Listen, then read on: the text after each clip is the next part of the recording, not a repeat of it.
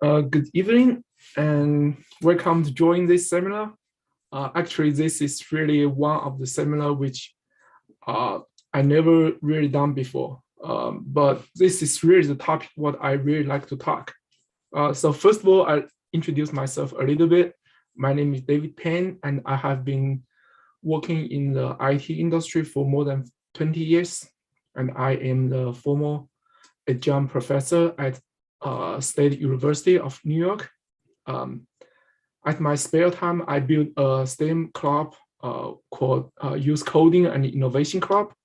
And I really have interested to teach the STEM related course, and I organize some of these activities, such as competitions, contests. I have two boys, both go to college, and I have one cat, 3 turtles, and a couple of fish. Not small fish, it's a koi. So on my spare time, I like hiking, reading, and also I joined the chorus group, so I'm singing a little bit.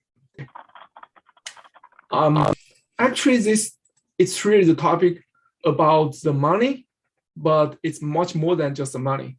I really like to make the combination of the money for kids with the coding. Since I teach coding class for many years, so I really like to share with you guys how I am working with a different group of kids, and then I am talking about how the money can be managed more smartly with the coding. So let's start with some basic concept about what's money. Just like everybody knows that, and we have the money. Usually we call the currency, and the currency is really what we use for the exchange for the goods, right? So different country, of course, have its own currency, and in United States we use dollar, but we also have multiple different bills, such as $1, $5, $10, and $20, $50, and $100. But do we really know how the money works, especially for the kids? Some of the teenage. I give you a quick story. My early son, who is in college now, he started to work in the summer since he's like 8th grade, I think 9th grade, okay. And at that time, he don't really know what's money. He know how to spend money, of course. I give him a little bit of allowance every month, but he don't really sure what the money really can do besides how to spend it. So I try to teach him how to make money instead of only spend the money I give to him. Of course, since I am really like to teach the coding, so I also teach him a little bit about code, how to put the coding work with his money. So he feel really interested about that part, and he started to ask me more questions. That's why I come with this idea. Probably when we teach kids about the money, we forgot to teach them how to manage the money.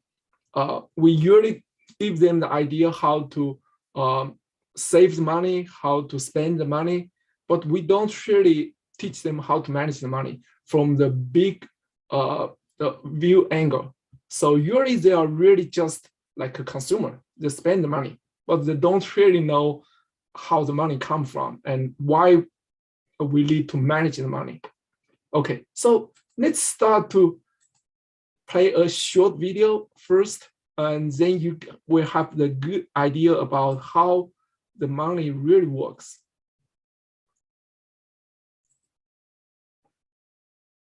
And the other from metal. In the US, the main coins in circulation are the cent or penny, the nickel, the dime, and the quarter. Banknotes, or paper money, currently in circulation are the $1 note, $5, $10, $20, $50, and $100. Here are a couple of activities you can do with money. Line up coins and bills in order of value from smallest to biggest. Or take a stack of coins and a bill and figure out which one is worth more. Where is money made? There are 4 big factories called mints that make coins out of metal. Paper money is made at a place called the Bureau of Engraving and Printing in Washington, D.C. and Fort Worth, Texas. Once made, this money is sent to banks. How do we get the money from the banks? We get money from an ATM or a bank teller, but first we have to earn it. People earn money by working. Then people spend the money they earn on things they want and need. What about those plastic cards? That's a debit or a credit card. When you use a debit card, you're paying with money you already have that is taken out of your bank account. When you use a credit card, it's a promise to pay later. We spend money on things we need, like our home and food. We also spend money on things our families want, such as games and activities. And we try to save money for things we want in the future. What can I do? You can start with 3 jars. 1 for saving, 1 for spending, and 1 for sharing. Every time you get money, either from doing chores or a birthday or allowance, divide the money equally among the jars. You can spend the money in the spending jar on whatever you like. Crayons, books, snacks, small toys. You can save money with the saving jar for something big and expensive you can't buy right away, like that big toy, a bike, or a game. And you share money with the sharing jar. Use the money, the sharing jar, to buy a gift for someone, donate to a good cause, or help someone in need, such as cat food for a pet shelter or a meal for a neighbor in need. In the end, it will help you learn about making smart money choices. What are you going to do with your money? Great. So now we know where the money come from and how we can identify different money. Of course, all of these are very basic. And I'd like to really ask you a quick question. Do you know what is the minimum age to work at New York? I mean, every state have different law, so it will be slightly different. But let's just use New York as an example. So how old, or say how young you can start to work? If you can make the guess, please put in the chat, or you can shout out. 14, that's great. Do you know why keep the age 14 as the minimum age to start work? So you figure out the 14 is exactly the age of 9th grade, right? So most times, not every teenage. And so we have the 13 start as teenage, 14 it's really the next year of the first year of the teenage. So that's really the time when you can start to learn something. Also, it's very important. That's a time for you to have enough personal ability to make some smart decision about money. So that's your ability to work, also your ability to manage money. Both is very important. That's why you need a minimum age to work at different place. Okay, so now we can think about the money we can manage through different channel. Or say we can build some sort of the good habit to manage money. Of course, all of this has nothing to do with coding, but I like to talking a little bit about that. It's because I have my personal preference, but some other parents may have their own personal preference. So different parents have different preference. I know my friend, he's really like to teach the kids how to make the investment so they can make some money out of their own existing money. But some other of my friends, they want to teach their kids how to make the saving. So both sides, it's okay. I have no judgment for their decision. But in general, I like to encourage you, if you are teenage, just start to identify what's really the money and really learning how to make the saving and how to make the spending habit, which can really make sense and live within the mean. So since you are not really make the money to support yourself, so you don't really feel any pressure. So here I will going through the coding and you will learn how much money your parents maybe make and how much money your parents may be made, but they have to pay for the tax. And then how much money your parents may have to make the tough decision, say, okay, if we want to buy this, we cannot buy another stuff. So for your whole family, it's not really something only say, oh, I have the money, I can buy whatever I want. Most times we cannot, right? And let's start. Say what we can buy with $5. So I put this question in the chat box and you can give me some of your guess. What can I buy with $5? Okay, so give me some of your answer, some sort of guess. If you happens to go to some of this store, you probably pay attention to some item and you probably know what's a $5 can buy, right? Especially now the holiday season.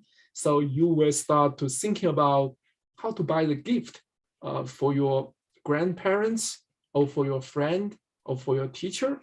And so anytime when you try to buy some gift, I assume for the teenage, you probably have the budget very tight. So $5, $10 is something very good range.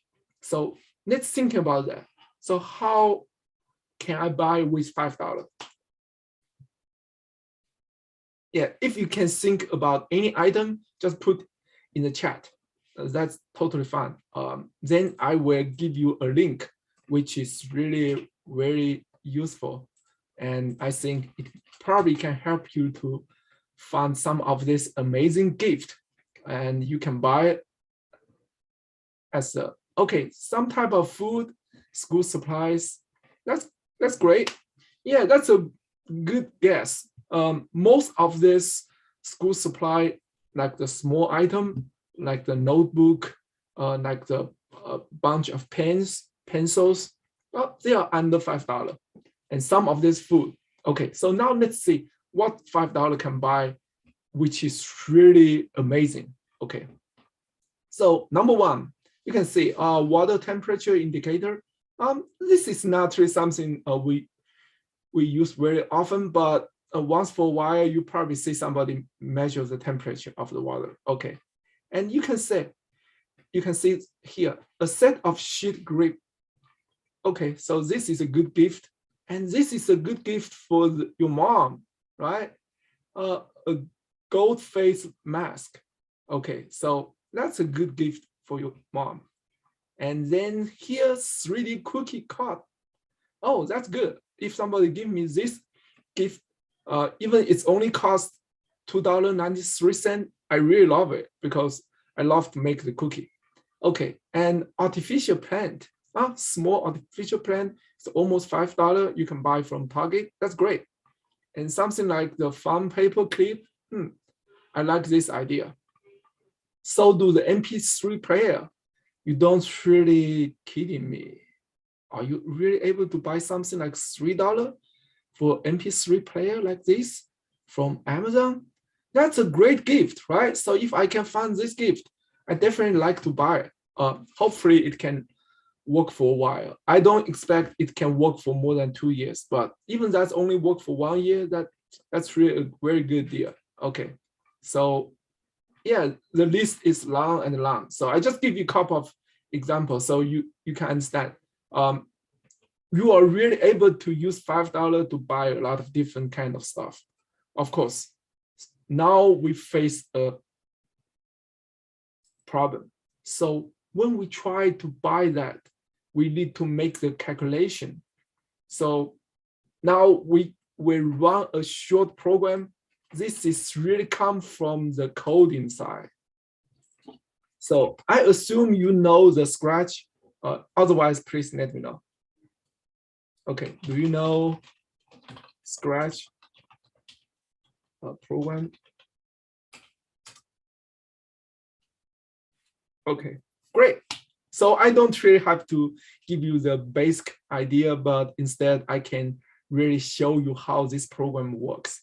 And I can guide you through a little bit about programming side, right? Okay, so you can see each one of these are really a something called what? Do you know what's each one of these called? What's the name for each one of this? Yeah, we call it sprite, right? So each one is a sprite. Okay, so don't worry. Even you don't remember that. Yeah, I forgot what they're called, but I haven't used. Okay, that's cool. Yeah, actually, each one of this is called a sprite. Each sprite have its own coding script. So for example, you have $1. When you click $1, what they are doing is that they try to add one into the dollar. Okay, so we have two defined variable. One is called dollar, another is called cent. And then for $1, you add one. For $5, now let's move over. You add 5 into the dollar, right? So do the $10. You add 10 into the dollar, and $20, and you add 20 into the dollar. So the dollar will be counted when you add some of this. So when this was clicked, you add the dollar over there. And then you have same concept for the cent. So when you click the cent, you will have the cent will be add 1 cent, 25 cents. But for 1 cent, you also have something you can set the cent in a loop. Okay, that's something we are not really talk too much about that because we in general don't really like to make it too complex. And we also have the minus $1. So that means when you click this one, it will minus $1. When you click this one, it will minus $5. When you click this one, it will minus 1 cent. You click this one will minus 5 cents. Okay, so now let's clean up and we try to run it again. Okay, so we run our program. So let's say we have some money from my relative. You go to the Thanksgiving party and some of your relative, like your aunt or uncle, give you some of this small pity money. So let's say one aunt give you $10. So you click 10. So now you see you have $10 here. And another, your aunt give you $5. So now you have $5. Now you have $15. And another $2 is coming from your, like the, just two of the friend. Okay, so now you have totally $17. And you like to spend this money to buy the gift for your friend or for your teacher. So let's say how you can spend this money. Say, okay, for one of your teacher, you want to spend $5. So you minus 5 here. Now you only have $12 here, right? And for another of your friend, you like to buy a gift for him, which is only come from the dollar store. So that's minus $1. And then you buy another gift for another friend, minus $1. But you do not forget that you have to pay the sales tax. So this sales tax is really usually 8 point something percentage. So let's say we have to minus 25 cents for each $1 account. So we have to minus 5 cents, 5 cents, 5 cents. Okay, so you have the $10 minus 15 cents. That's your totally dollar left over. So that's the whole money you left over. This is really called the money calculator. So this is a very simple one. We don't even put the $50 and $100, and it's not really very challenging. So when you see the coding part, it's not really very complex. They are coming from the initial dollar and cent each as 0. And then when you click this, you will really add the dollar and cent. Like this, add the cent, add 25 cents, add 10 cents, add 5 cents. So this, each one will increase, right? But when you deduct from your account, it can minus. So that's very straightforward. Okay, so I give you a small taste of coding, how easy we can really visualize and see the money was really you get and spend, right? But that's only the very first program we can experience. And I don't show you this part. It's because this is really try to give somebody who have no idea about what's a Scratch. Okay, so now let's move on and try to start another more serious topic, something called the opportunity cost and trade-offs. Okay, so if I ask you a quick question, what kind of gift you like to buy for your good friend? Okay, so just give me a couple of items which you like to buy for your good friend. Since now it's a holiday season, probably you like to give them a small gift. Yeah, if you can put in the chat, just give me some of the item, so we can think about that, what we can do with this. Food, if we go out to eat or something, cool. Okay, so let's talk about food. So for food, we probably can buy a $7 strawberry smoothie, right? So that's your choice. Okay, so let's say we have this is something which when you go out with your friend, $7 is a little bit off ticket. I think most times it's probably cost less than that. Let's say $5. So in case you spend $5 or $7 for that 1 cup of strawberry smoothie, do you know what you lost? Okay, so now let's say you only have $20.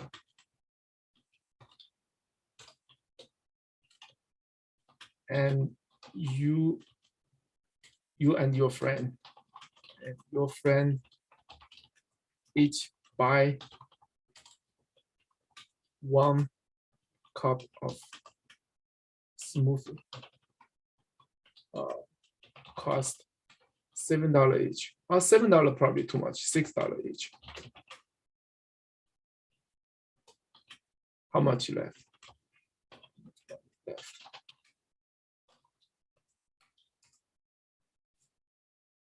Okay, so that's a very quick and easy math, right? So I'm not really here to teach you math, but instead I really like to interactive with you to try to figure out if you spend the money here, you cannot spend money on other place. Okay, you have $8 left. So now you try to go to the movie theater because you have some great movie. You have now we have the new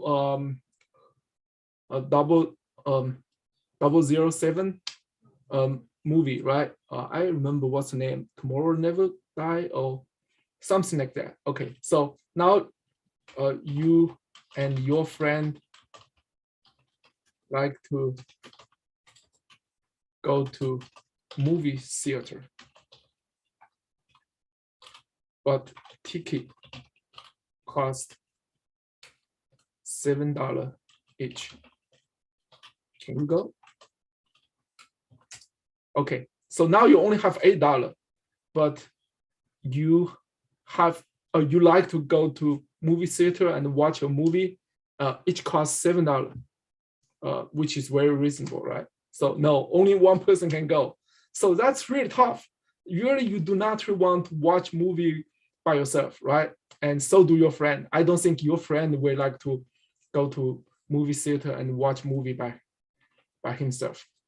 So what's really the decision you made becomes a trade-off here, right?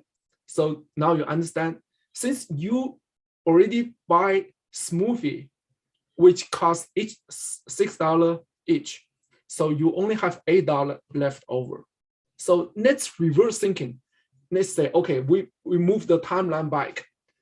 You start with $20 and you really think go to movie theater is more important. So let's say, okay, you have, come back. You have $20.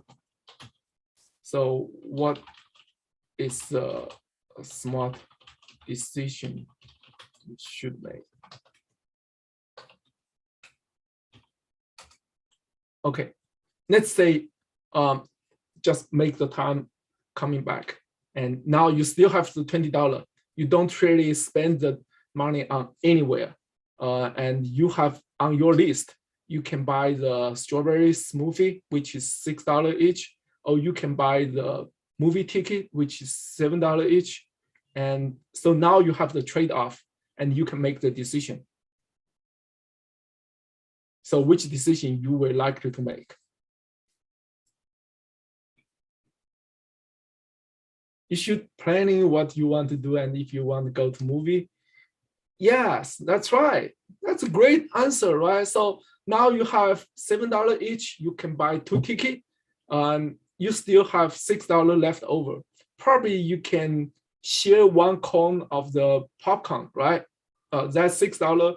You can spend maybe $5 to buy a big cone of the popcorn, and you can share with your friend.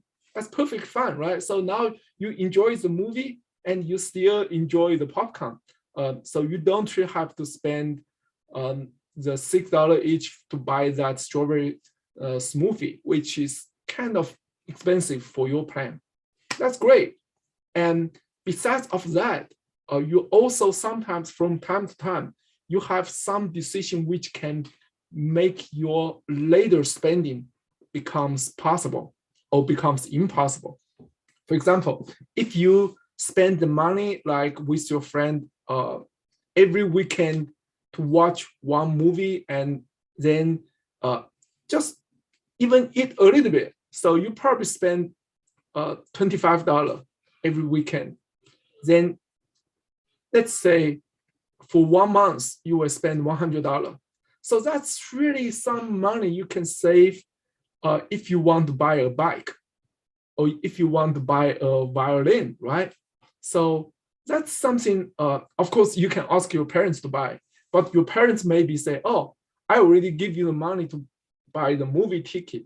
So you should not really coming back to ask me to buy the bicycle, because that's really the money you're supposed to make the trade-off. So you either buy this one or you spend to buy that one. So that's really something we call the opportunity cost. Opportunity cost, it's really something means when you are really choose to do this thing, you cannot really do that. The opportunity cost is not only about money, it's also about time, right? Something like if you choose to learn math, you probably don't really have time to learn the computer programming. Or if you choose to play sports, you don't really have time to play game. So that's really something called the opportunity cost. So every decision involves the trade-off. So when you make this decision, your trade-off is really, you lose a chance to go to another direction. So that's very important, especially for the money and time.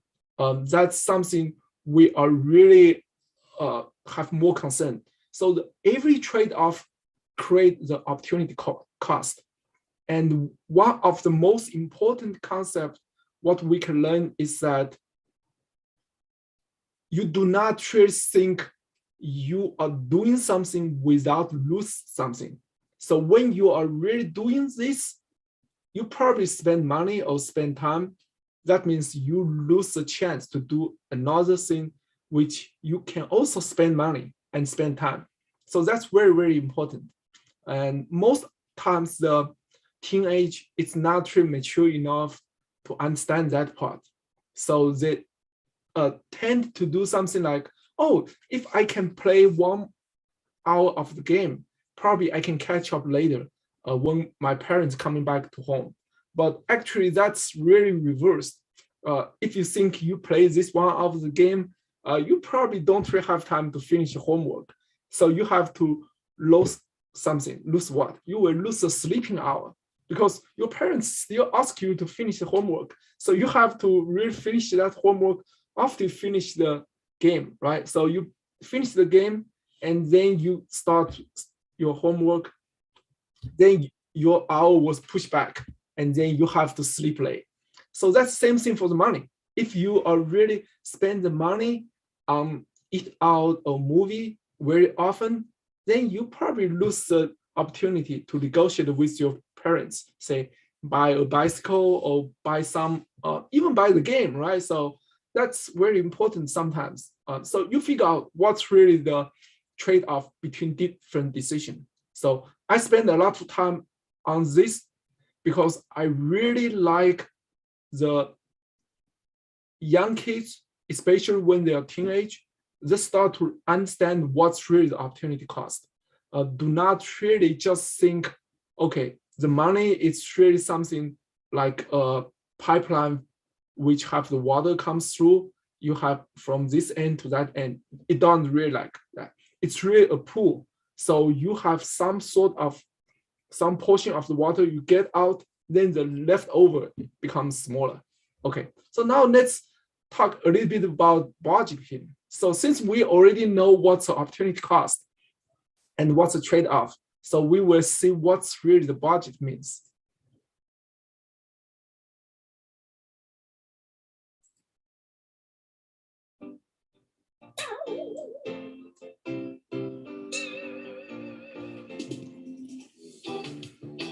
Hey, Wall Street Wooly, what is a budget? A budget is a plan for managing your money. It's created based on an estimation of your income and expenses for a set period of time, usually a month or a year. It is reviewed periodically and revised as needed. We publish a video every week, so please click subscribe if you haven't already. It's free. What's in a budget? A budget has all your income, whether it's income from a job, freelancing, or a business, and all your expenses, whether they're essentials like rent, utilities, and groceries, or discretionary expenses like eating out or entertainment. It also includes future large purchases you need to set aside money for, like a vacation, game console, cell phone, etc. Why should I create a budget? A budget encourages people to live within their means and helps them make good financial decisions. When you write down and track your income and expenses, it helps you see your overall financial picture clearly. This way, you can identify unnecessary expenses you can cut out and instead use the money you've saved on other things that you truly enjoy. You could also invest the extra money or use it to pay off debt. Who needs a budget? Often, people think of a budget as a tool used only by people struggling financially, but they couldn't be more wrong. Everyone needs a budget as it can be used not just to get out of financial distress, but to avoid getting into it in the first place. When someone creates a budget, they have a better understanding of their finances, which enables them to make prudent money management decisions. They're able to plan ahead for large purchases, avoid overspending, and use the extra money on things that really matter to them. Click on our video about creating a budget to learn how to create a budget for yourself. Thank you very much, Wall Street Willie. Great. So now we are really watch this short video and talking about how to create the budget and what's a budget, right? So for most of the teenage, we are not really have the habit to create the budget, but don't really be fooled by the budget here. So even you don't really have the budget for your money, do you have some sort of planning for your time? Like, do you have the planning for the when to do what, like the homework, like to go to play with your friend and sports, something like that. So if you have the planning for the time, the money is really nothing but the replacement of the time. So instead of manage the time, you also need to manage money. Of course, since you are not really have a lot of money yet, so you probably don't really have to spend a lot of time to manage that. But you still can really build the habit to manage the money with the budget. Okay, so let's think about how we manage the money from the adult standpoint. That's something to be more realistic and actually, that's something very important for every family. Okay, so I don't really know whether you know the Python or not, but just in case you don't really know, don't worry. I show you something very quick.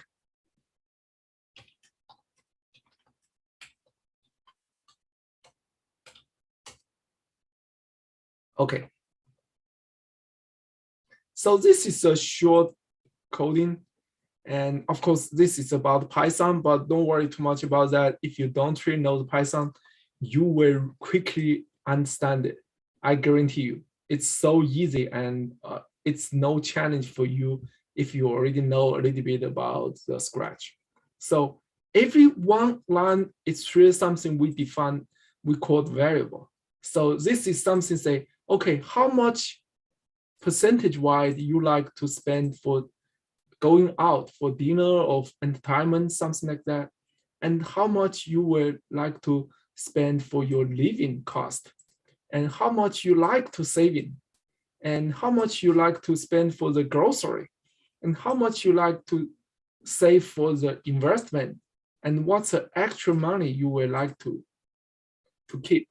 So it's really like the family budget, but actually it's something a little bit more for the teenage. So they can start to understand if they start to make a little bit more money, what they can do, because some of this percentage you can change, right? Okay, so let's play this a little bit and you can understand.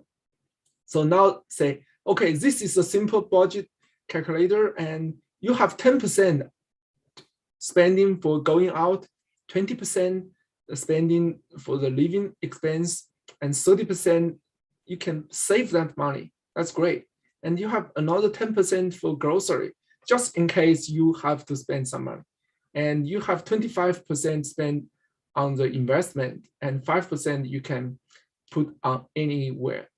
Okay, so now let's say, what's the totally monthly payment you get? Just assume you are a teenage, you already have able to make $1,000. That's just a make-up number. So you can see how much money you spend on each one of this. You will spend $100 out of 1,000 for going out. That's very reasonable, just in case you have your friend and you like to entertain yourself. And you have $200 spent on the living expense, and you have $300 you can save. That's great. So saving the money is important. And you have $100 you can use to buy the grocery. Yeah, just in case you need to buy the grocery. And you can have $250, which can put in the investment. That's very cool. So you still have $50 extra, so you can keep it just in the small jar. Okay, that's great. So this is a very simple and quick budget. And this calculator gives you the basic idea about how much money you will spend on each portion of the spending and category if you make some money. So that's something more important for your parents, but you can also start to learn it. And you can think about, oh, for each category, what I can spend. If I spend more on this side, I have to spend less on another side. Just for example here, if you spend another 5% on the going out, what you can do? You either take this extra 5% to be zero, or you have to take that from the investment, or even you have to take from the saving, right? So the total of this will be 100%. So that you add all of this together will be 1. So that becomes 100. And you cannot really have more than 100% of your total money, right? So that's why that's part of what we have to learn as a budget. Okay, so this is very simple and quick. Now let's talk about from the very beginning. Even you don't have any money, you have to think about where is money coming from. So here we are talking about the income. Of course, if you got a gift, usually that's not considered as income. For example, your parents give you money, that's not to consider as your income. But if you work to earn that money, that can consider as your income. So the difference is here. If you get money from your aunt as a gift from the Thanksgiving party, that's not your income. But if you say, oh, aunt, I like to do some of this little extra help for you, and then could you please pay me a little bit money for that? And if your aunt agree with that, something like, oh, you can mow the lawn for them, or you can fix a little bit this and there for them, or even you can clean up something for them. So they probably give you a $10, $20 bill. That's your income. So that's great, right? So where's really the money coming from is really very, very important. Usually when we get the money as a gift, we don't really think that's something very hard or challenge. Only when you make the money from your hard work. And that's really the time when you start to realize, oh yeah, the money is not really coming from nowhere. Instead, the money is coming from my work, skill, and time to exchange for that money, right? Okay, so let's go into another program. I know you don't really know the Python, but don't worry. Again, this is a very simple program, and you don't really have to feel overwhelming. I will even teach you line by line so you can get it. Okay, so for any of this work, most times we are either paid by weekly or annually. So the weekly, it's really counted by how many hours you work. And annually, it's not really counted by hour. Instead, they are counted for the whole year. So that's a big difference. And when we are really work for somebody, or we work for restaurant, for example, I still remember even for the minimum age, usually they can give you the job like you can work as a busboy at the restaurant, or you are working at McDonald's. Do you know how much money the McDonald's will pay you hourly? You probably don't really remember that, but that's okay. And we can have a quick calculate here and help you to understand how much money you can get paid. Okay, so let's quickly come over here and then we run it. And then I explain a little bit about the program side. Okay, so let's say how many of this total hours works per week. For example, that's in the summertime and you find the job at the McDonald's. So let's say you only work 30 hours. Okay, that's fine.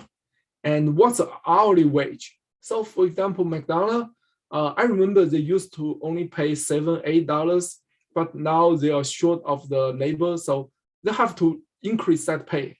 So now let's say they are paid $12 an hour. Let's see how much total money you can make from McDonald's. Okay, so for your 1 week, you can get $360. That's a very simple math, right? So 30 times 12 is 360. That's very easy, nothing really magic. But let's see what's another scenario which will make you thinking a little bit hard. Let's say, oh, McDonald's is very busy, so they are really like to have more people come in and work for them, but they are not really able to find enough teenage to help them. So they give you like $45 or 45 hours a week. And then, of course, they still try to keep you the same wage, so $12. Now let's think about that. At first, you can think 45 times 12 is how much? Okay, now let's have a quick math here, right? 45 times 12, supposed to be $540, but the calculator show you $570. So why you get another $30 extra? Where's this $30 extra coming from? Okay, I know most times you probably never experienced this before, but don't worry. Let me explain a little bit to you. How come you will earn $30 extra? That's really called the overtime pay. So yeah, you worked more, but you're supposed to work more, but you still have the same rate. So 45 times 12 still 540, while you get 570, right? So this 570 seems like bigger than this number, which is not really the total hours times your rate. So that's coming from something called overtime pay. So here is a formula. So you have this 45 hours, and this is 12. And then you call this, we call function. And for this function, this part is 45. Okay, now this part is 12. So when you have more than 40, so that means, oh, you have full-time work, but if you work more than what's a full-time, they will pay you 1.5 of the base rate. So that means, okay, the first 40 hours, you paid $12. But the last 5 hours, so this is 45, right? 45 minus 40 become 5. That 5 hour, you will pay what? You will pay 5 times 12 times 1.5. So that's really every hour you are earned $18. So that 5 hour make you earn $30 more. That's how it comes from. Okay, let's break it down. So let's say, okay, so you have that 45 hour minus 40 hour. So that's 5 extra hours you work over the full-time work. And this will times 12. So that's if you are working in the regular hour, they will pay you $12 an hour. So that's 60. But since you are working extra hours, so that's overtime, they will pay you 1.5. So that's $90. So now you can see 90 minus 60, this where that $30 extra coming from. And this is built in our formula. So that's how the programming solve the problem for us without you are really make the calculation, right? So that's very interesting. We can really use this kind of calculator and find out what kind of money we can make.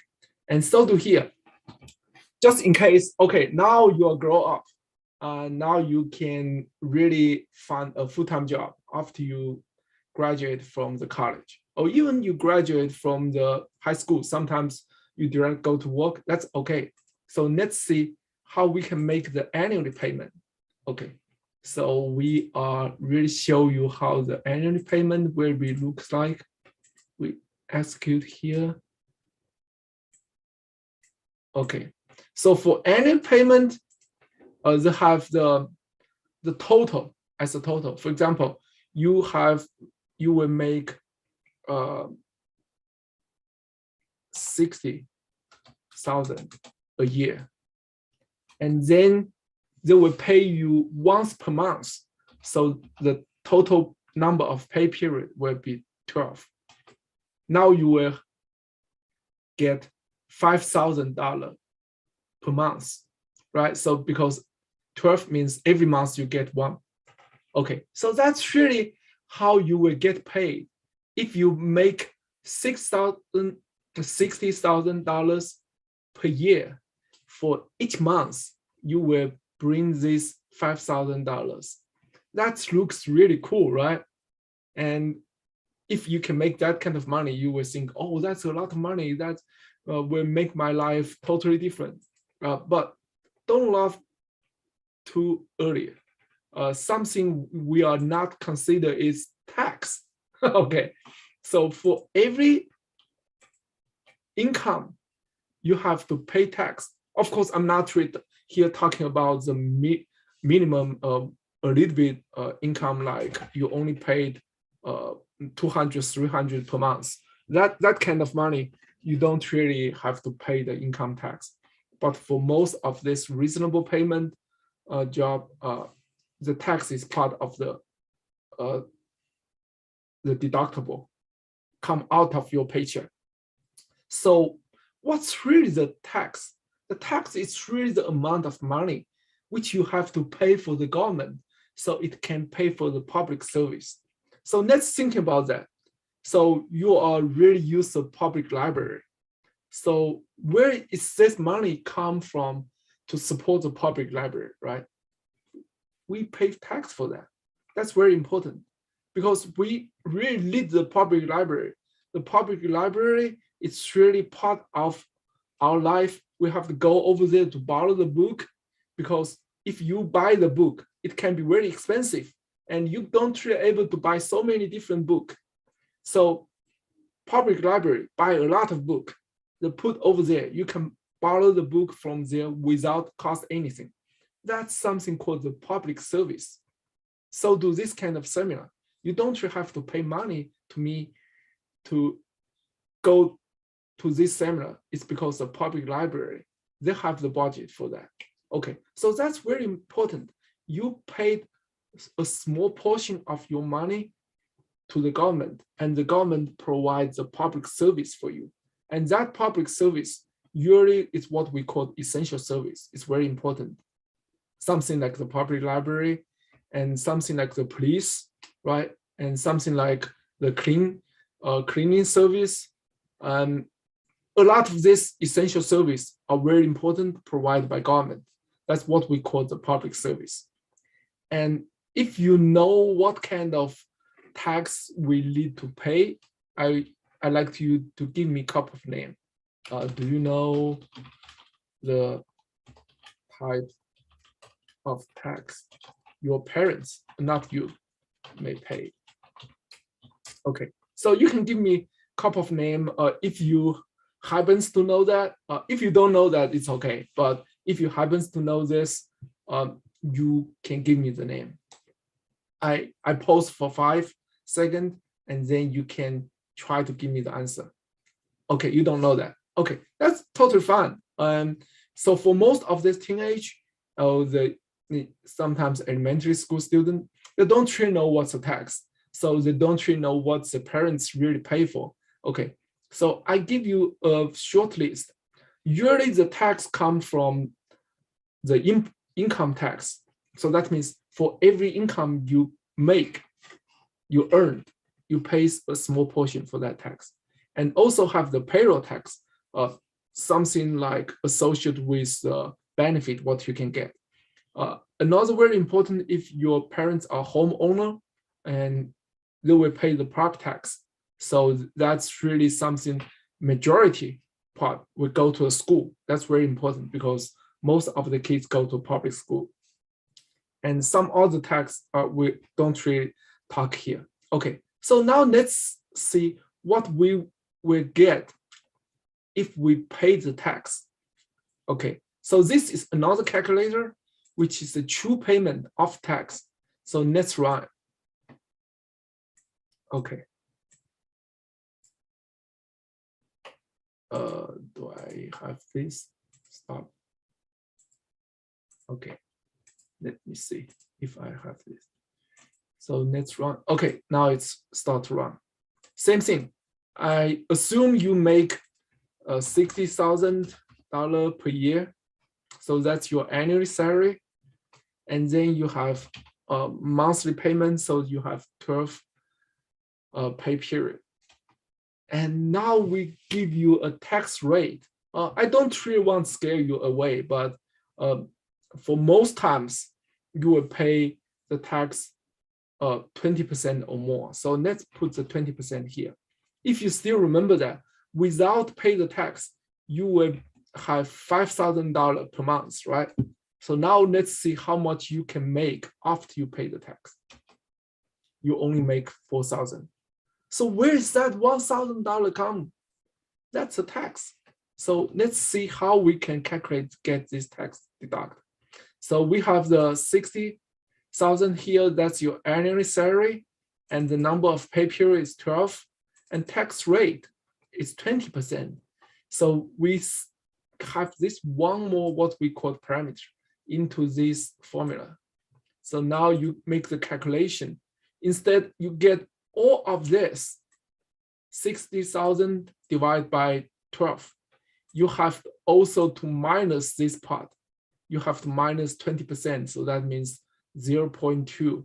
You only get 80% of your total income as your final income.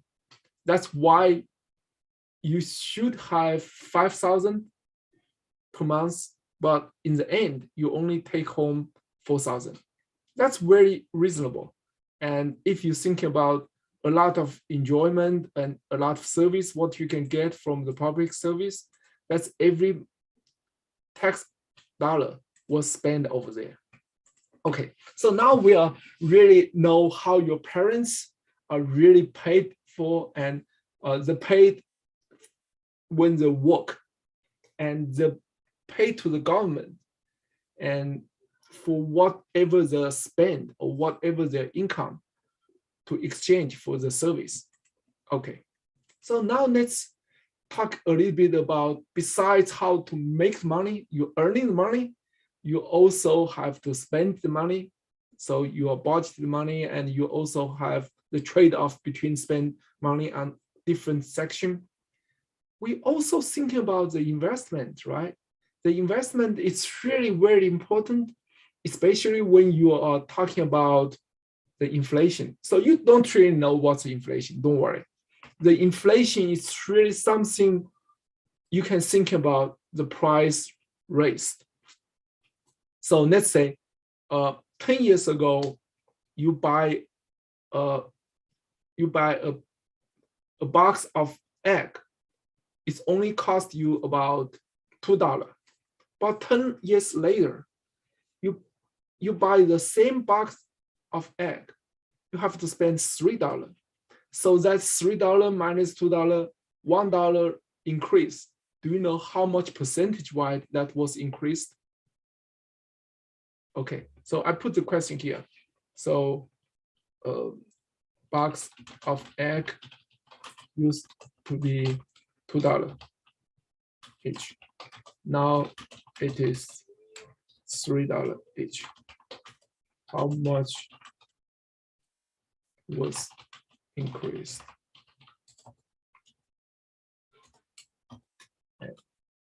Percentage.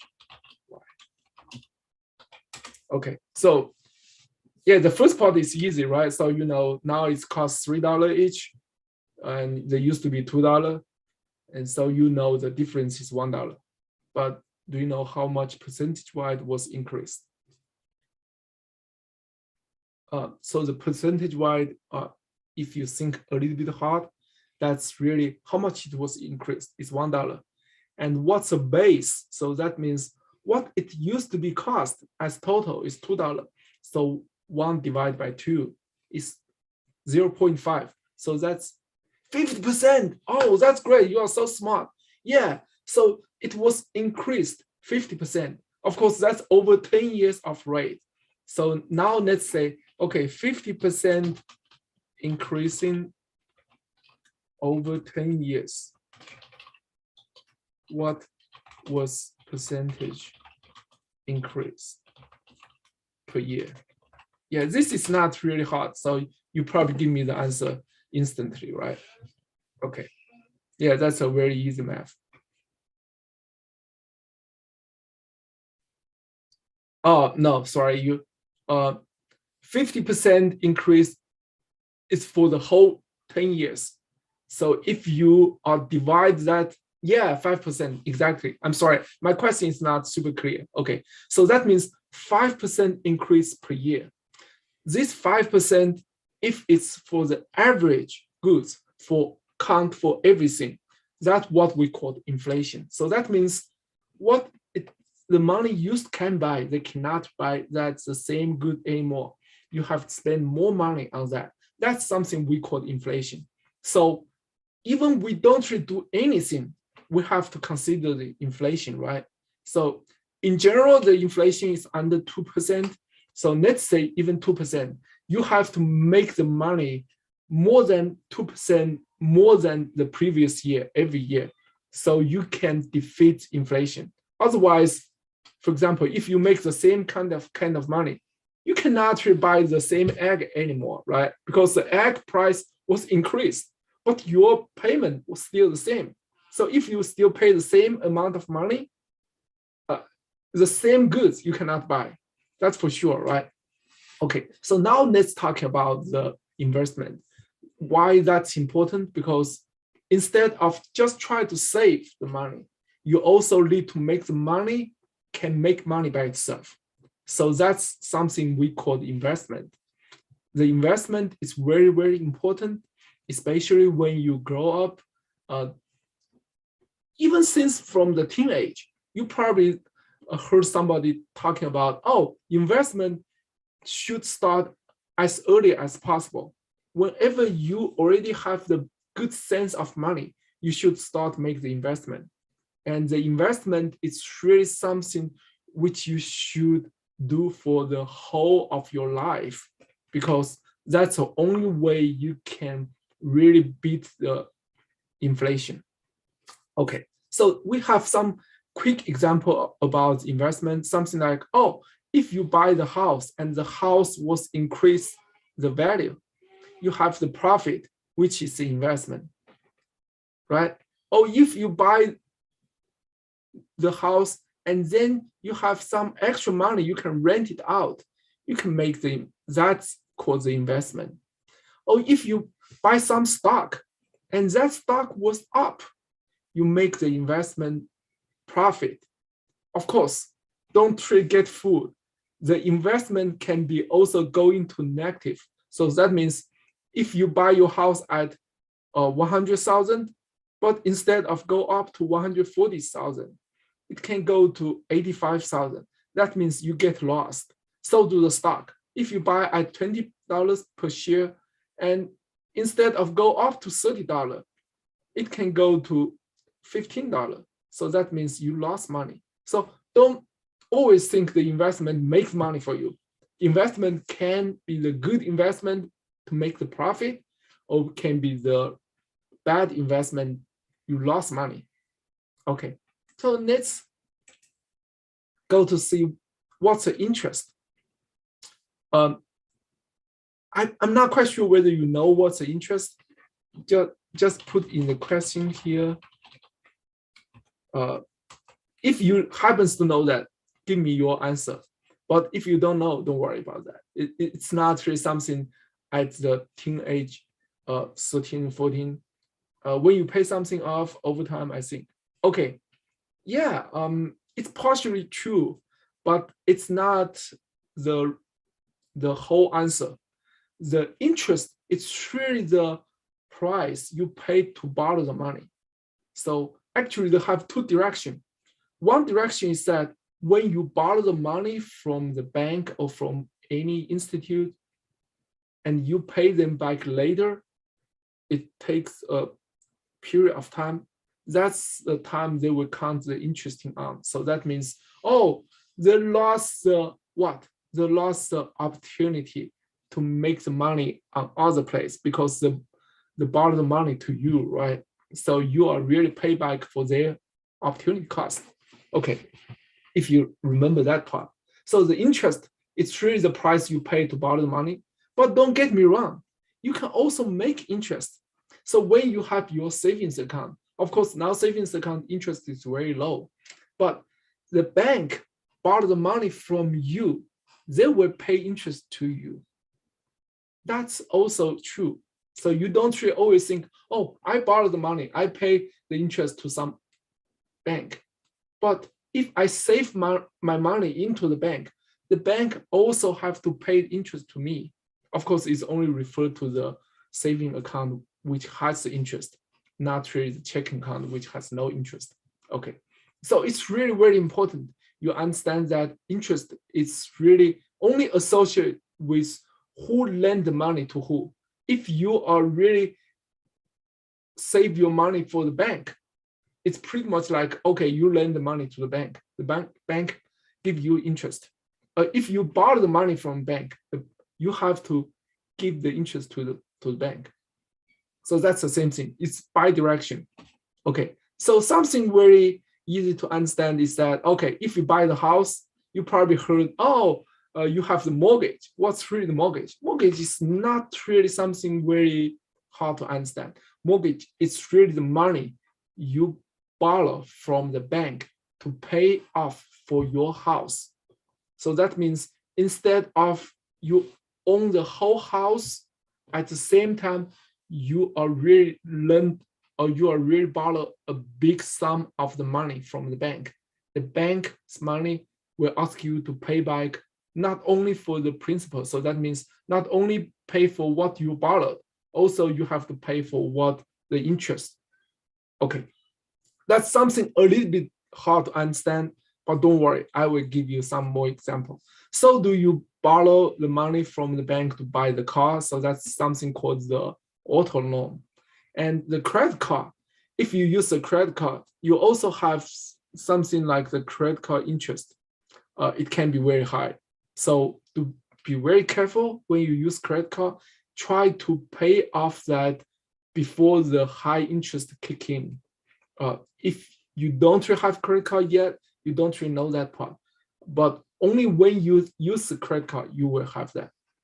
So do the student loan. So if you go to a college or you have the brothers or sisters in your home, go to college, they maybe have the student loan.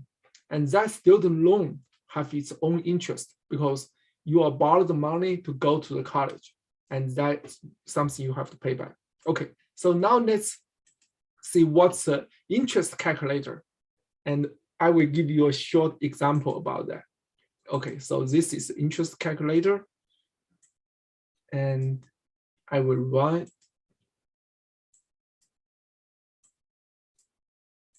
Okay, I use this number on this side, so it will give me the good hint.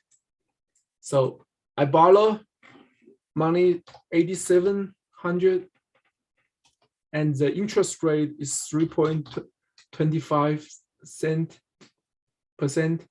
and the year to pay back is 3 years. But let's say I borrow this money to buy a used car. That's very reasonable, right? So the used car can be $8,700, and 3.25% is very low, but you can find it, especially when they are really give you a good interest rate.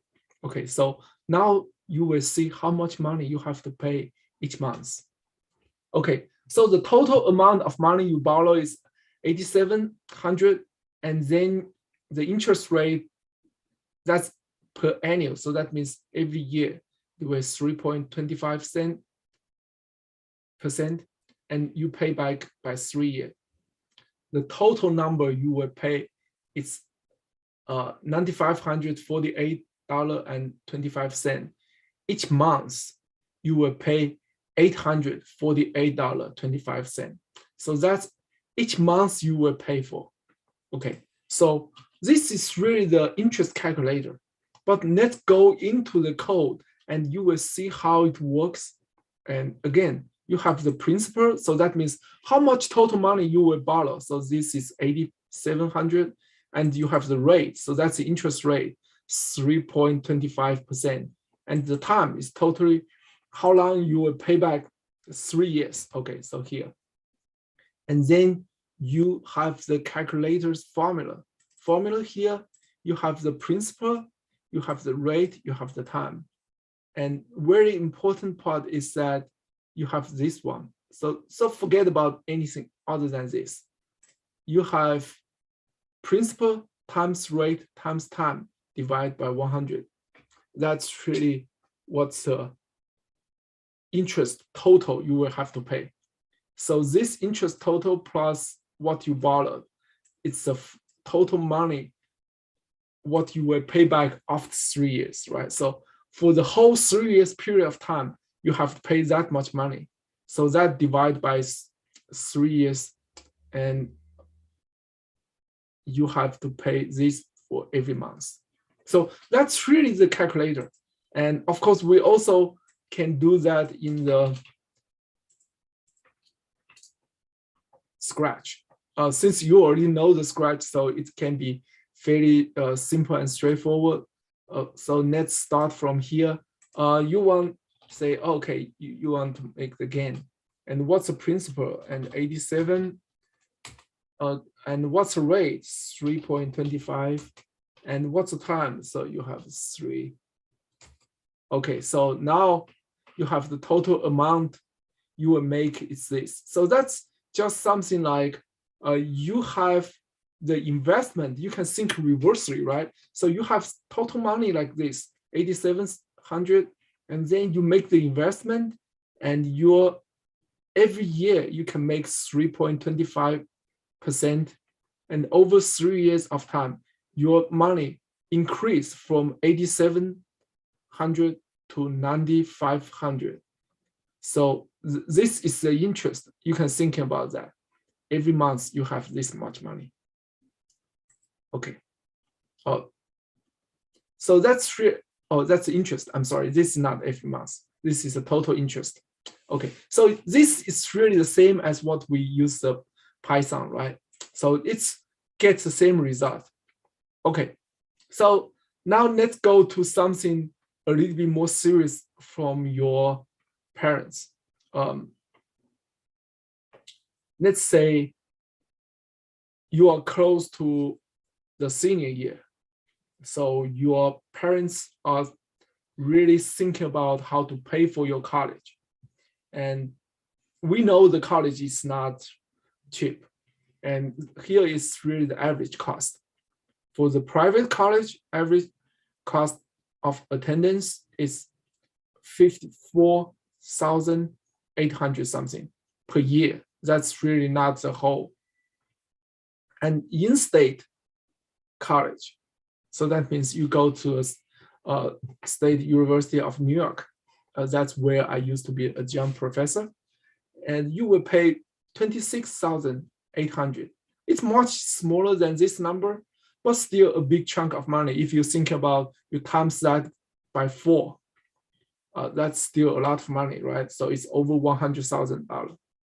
And if you go to out of college public school, for example, you go to the University of Virginia, you go to the University of California, or you go to the University of Massachusetts, you will pay this money. Still smaller than this private college, but still a lot of money. So that's really a lot of money your parents start to worry about that, right? So let's say, do you know what's really the cost of the attendance? You probably don't even heard about that. Okay, so let's break down a little bit. Since I'm not only here to teach you how to make the smart decision, also you should understand how hard and how tough your parents have to make the decision. Okay, so the tuition and the fee, it's only one part of the cost of attendance. You also have to pay for the room and board. So this is really something like you're living on campus or off campus, you have to pay for the rent that room.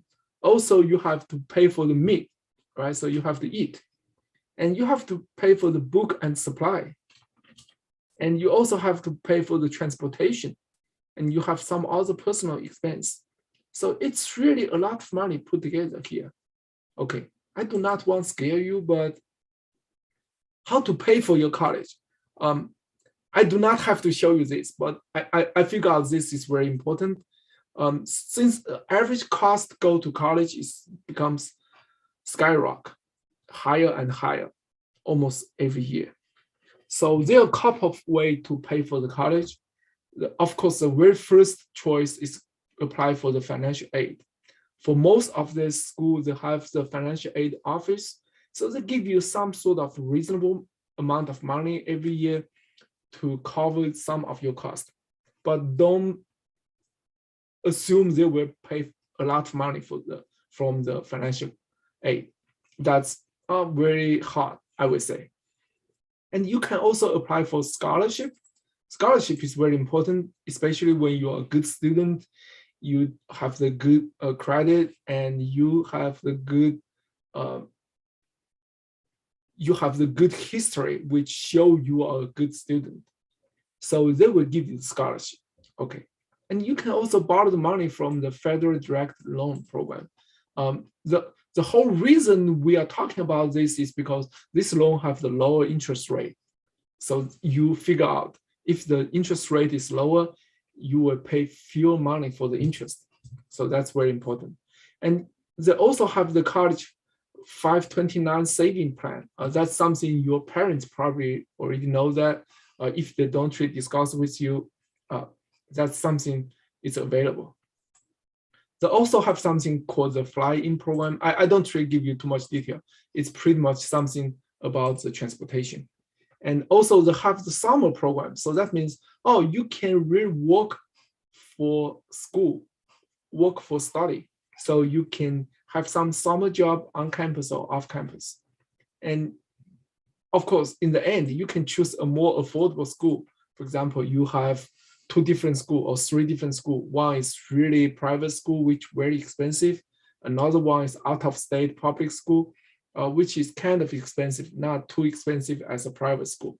And then the final choice is come to the SUNY, State University of New York. Oh, they are the in-state schools, so they are much more affordable. So you have multiple different choice, right? So now let's say, besides the college expense, we're also talking about some expense when you are grow up. You were thinking about how to pay for your car. Okay, let's have a quick survey here. What is your dream car? This is a little bit personal. If you happen to have the idea about that, you can give me the answer. If you don't know yet, don't worry, just say no. I have no idea. BMW M4, that's cool. Do you know how much it costs?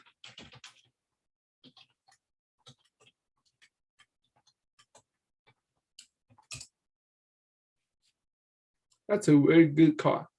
Let me have a quick, I have not very precise idea about how much it costs. Let's say BMW M4.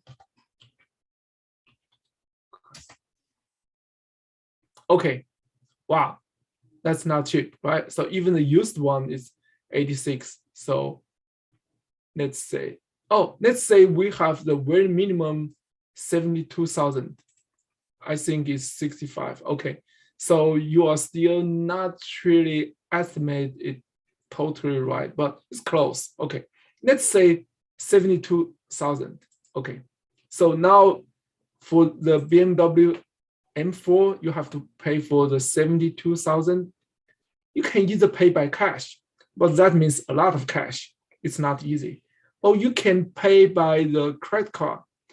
That means you have to have a lot of credit, and credit card have its own drawback. You have to pay the high interest rate if you don't really pay on time. And also you can pay by take the car loan. So let's see how the car loan works. They have something called the EMI formula. I don't want to make it overwhelming, but you just think about that some sort of formula which makes the calculation of the loan. So that's something about, this is the rate and this is the principal, how much total money you will borrow, and then they will have the calculation based on this. Okay, so you don't have to worry too much about the detail, but we are really worry about how to make the calculation. So let's go to the calculate part. Okay, so now we can run this program and use the number you give to us. Okay, so the total money you will borrow is 72,000. Okay, because you want to buy the BMW M4, so that's 72,000. And let's say the interest rate is only about 7%. It's not very high, and it will cost you 5 years to pay it back. Okay, so before I enter make a quick guess how many you have to pay per month. Guess how much you have to pay per month for this auto loan.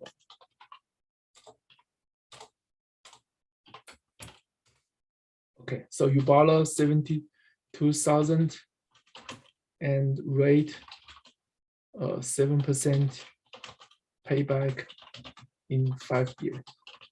5 years. Okay, just guess it. You don't have to calculate it. Maybe like $1,000 a month. Okay, let's quickly make a calculation. I think that's per year. Yeah, your money, why it's not really totally right. Okay, so this is really per year. So that means every year you have to pay 17,560. Okay, so we can make that change a little bit, and we can divide that by 12. Then we can calculate it one more time. Then you can see how much you pay for. This is really how much you pay per year. And then we can divide by 12, and you can see how much you pay per month.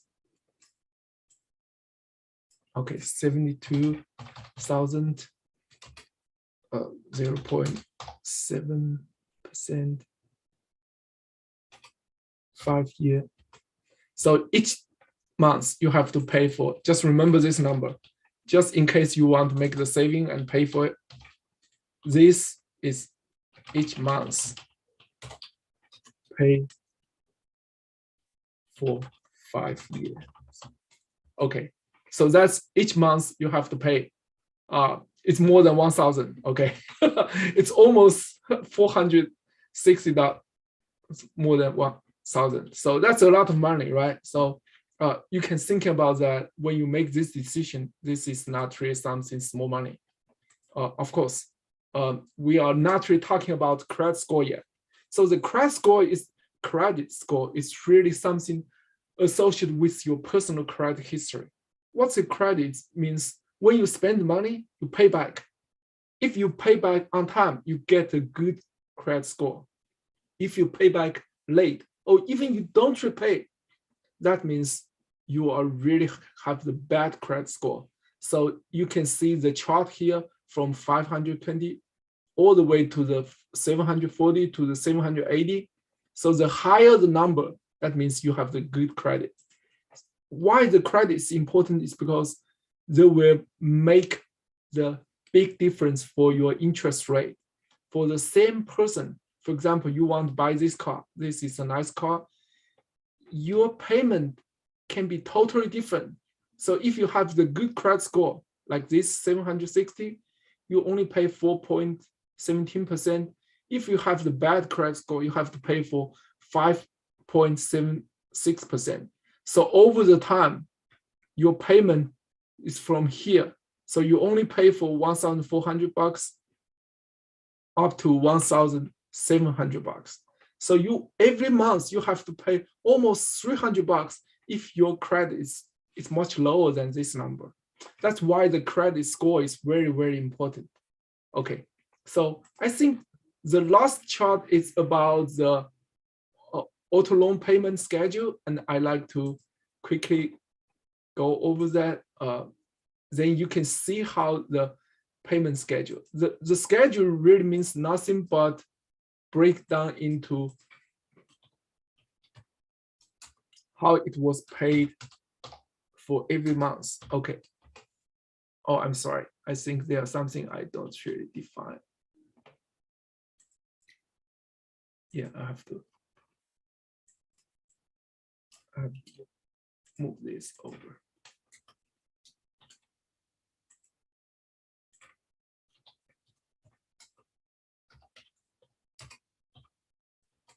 Okay, so now you can see if you borrow the same amount of money for the same interest rate, pay back by 5 years, that's really give you the initial balance and the payment per year. So every year you pay the same amount of money, and that's a total interest.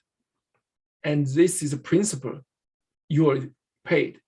And then it's an end principal, end balance. So you can see the first year you paid, and then the next year you paid, the third year, fourth year, every year you increase the payment as a total. And in the end, you own the car and you pay off everything. So that's really called the schedule. So that means how much you paid every month and how much you really make the payment.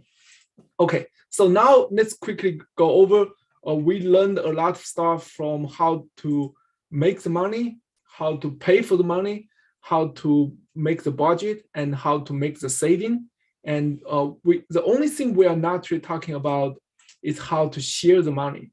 So the share includes the gift to your friend, to your parents, to your grandparents, and also include the donation.